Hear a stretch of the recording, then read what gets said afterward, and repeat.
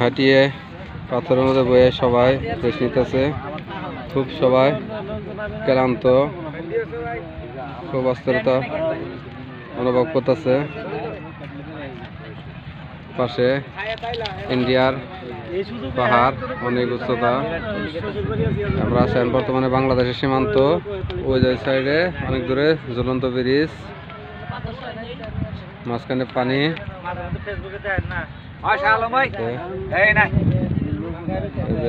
সবাই বসে আছে।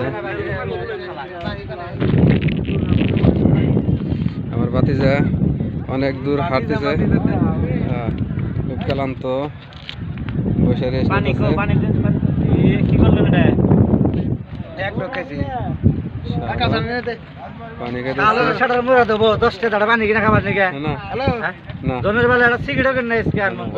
সব মেয়ে দিদা মেরে দিছে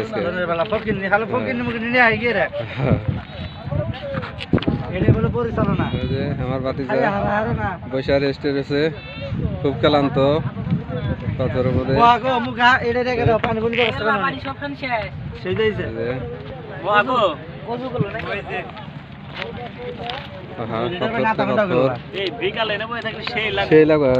সূর্যটা যে আলো হবো, লাইট লাইট হবে। বাইরে পর্দাটা নিতেছে না, দেখো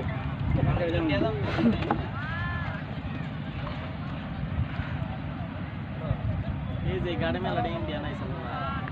এই দেখ ইন্ডিয়ার গাড়ি কোনা কেমন হইছে, তিন সিটের গাড়ি। গাড়ি আমাকে ছোট রাখলে নাকি গাড়ি ছোট না, পিছনে দুইজন, সামনে হলো দুইজন, চারজন। ওই ব্রিজটা যাই মানে আরো ছোট গাড়ি। হ্যাঁ এইটাই ইয়ালো ওই আর উসা কি একটা জিনিস। ওই জন্য ওখানে আমরা সবাই বেড়াতে আসছি। আমরা একই গাড়িতে টাঙ্গাল থেকে সবাই বেড়াতে আসছি। সবাই বসে রয়েছে, বসে অনেক সময় রেস্ট নিচ্ছে।